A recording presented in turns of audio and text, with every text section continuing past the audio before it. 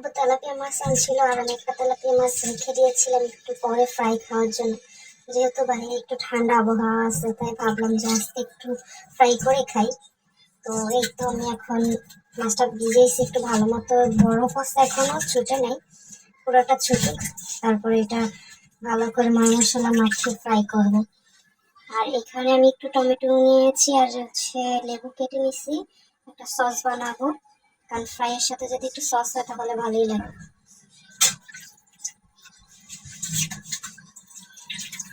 এটা খুললে তারপর ফিরে আসছি। আমি একটা মশলা বানিয়ে নেব। তো প্রথমে আমি একটু আদা রসুন পেস্ট আর কি কাঁচামরিচ দিয়ে পেস্ট করে নিচ্ছি, ওইটা নিয়েছি। আর হচ্ছে প্রয়োজন মতন লবণ। আর যেহেতু আমি এটা ফ্রাই করবো তো আমি হলুদ দিব না, এখানে আমি হচ্ছে প্রচুর মরিচ ইউজ করবো।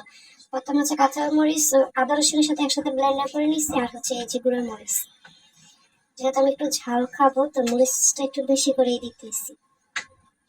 এখানে আমি একটু চিনি দিব আর সামান্য পরিমাণে একটু পানি দিব, লেবু একটু পানি দিব, আর সাথে হচ্ছে একটা লেবু চিপে দিব। তারপর মশলাটা ভালো করে মিক্স করে মাছের সাথে একসাথে মাখাবো।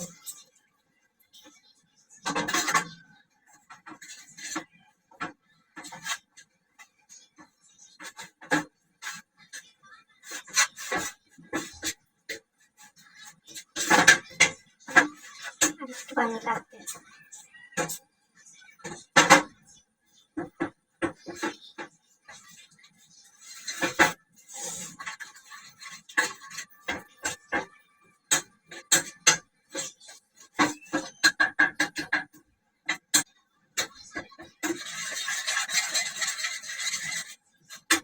আমার মশলাটা ভালো মতো হয়ে গেছে, এবার রেখে দেব।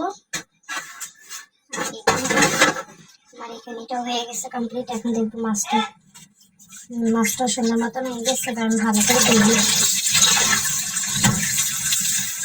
এই মাছটা ভালো করে ধুয়ে ফিরতেছি। এই তো আমার মাছটা ধোয়া হয়ে গেছে, ভালো মতোই ধুয়ে নিয়ে আসছি। এবার আমি যে মশলাটা বানিয়েছি ভালো করে এটার উপরে দিয়ে দিই। এবার এই মাছটার সাথে মশলাটা ভালো করে মাখিয়ে একটু ভালো করে মশলাটা মাখাবো, যাতে মাছটার সাথে ভালো করে মশলাটা মাখানো হয়। মাখানোর পর আমি এখানে 30 মিনিট রেখে দেব, কারণ তাহলে মশলাটা ভালো মতো মাছটার ভিতরে ঢুকবে। আমি এখানে একটু কেটে নিয়েছিলাম যাতে মশলাটা ভালো মতোই পাকি পাকি ঢুকে ভিতর পর্যন্ত লবণটা যায়। যেহেতু আমি অন্য কোনো মশলা ইউজ নেই, অল্প একটু মশলা মিশি, তো এইটুকুর ভিতরেই যাতে মজা হয় জিনিসটা। আমার যখন মন চায় আমি এইভাবে ঘরোয়া ভাবে নিজে ফ্রাই করি, আমার অত মশলা দিয়ে খাইতে কেমন জানি লাগে। আপনারা চাইলে অন্য কোনো মশলা দিয়ে খেতে পারেন, বাট আমার থেকে এভাবেই ভালো লাগে। এই তো কথা বলতে বলতে আমার এটা ভালো মতো মাখানো হয়ে গেছে। আমি এটা এখানে এবার আধা ঘন্টার জন্য রেখে দিই। এই তো আমার মাছটা 30 মিনিট আমি রেখেছি। কি সুন্দর মাছটা, একদম মশলাটা পারফেক্ট ভাবে ঢুকছে। আর এখানে হচ্ছে আমি তেলও গরম দিয়ে দিছি, প্রায় গরম হয়ে গেছে। এখন মাছটা দিয়ে দেবো। আল্লাহ বিসমিল্লাহ।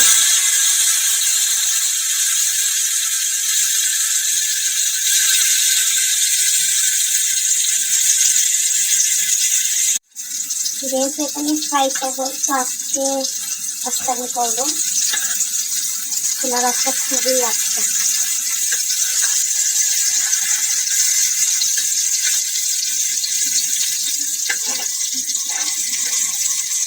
এখানে মাছটা অনেক বড়, এটা সম্ভব না। তারপর চেষ্টা করছি।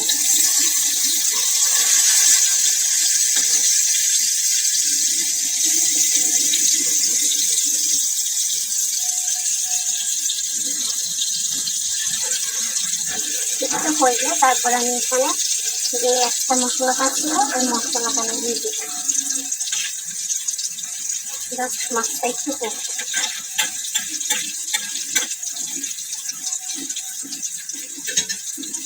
আমার মাছটা প্রায় ফ্রাই করা হয়ে গেছে। এখন আমি যে এক্সট্রা মশলাটা ছিল এটা এবার দিয়ে দিই।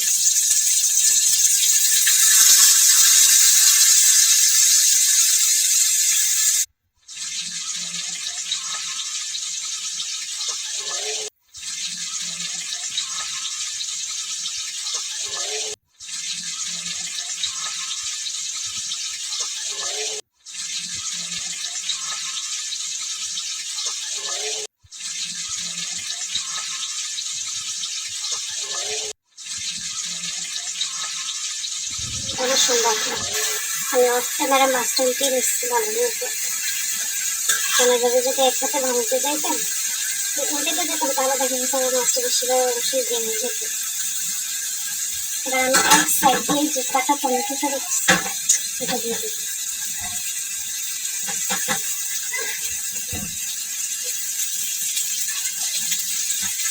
কারণ আমি এই মশলাটা দিয়ে হচ্ছে এই টমেটোটা চাটনির মতো করে বানাবো, আর লেবুটা বেশি একটু টক টক রাখাইছে।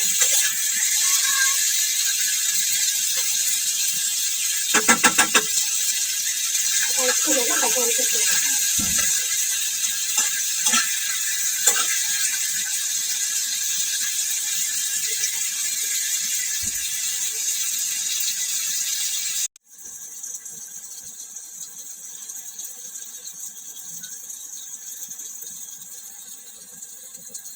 আমার মাছটা হচ্ছে ফ্রাই হয়ে গেছে, নামিয়ে ফেলবো। ছবিভাবে একসাথে উল্টানো যায় না। উল্টাতে দেখো দিয়ে কিন্তু সব পালা গেছে।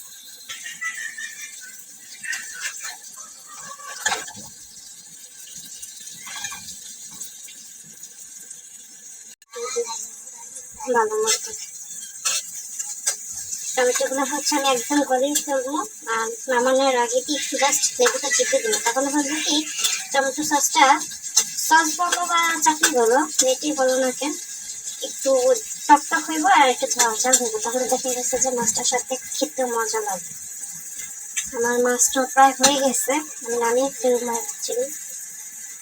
তারপরে মশলাটা কি সুন্দর হয়েছে আর একটা সুন্দর ফ্লেভারও আসতেছে।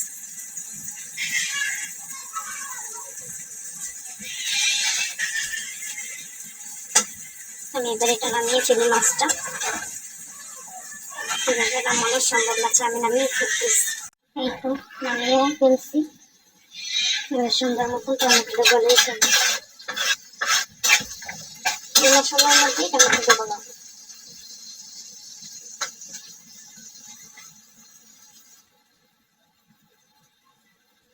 আমার টমেটোটা সুন্দর মতন আমি গলে নিচ্ছি। এখন নামিয়ে আমি জাস্ট লেবু দিয়ে সার্ভ করবো। হয়ে গেছে না, নামিয়ে ফেলবো।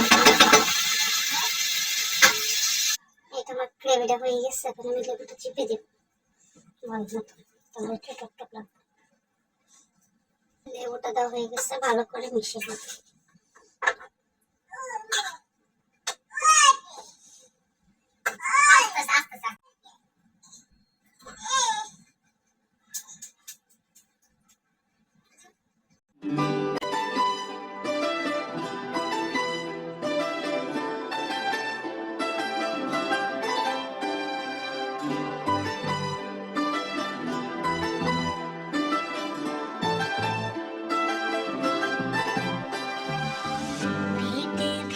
শোনো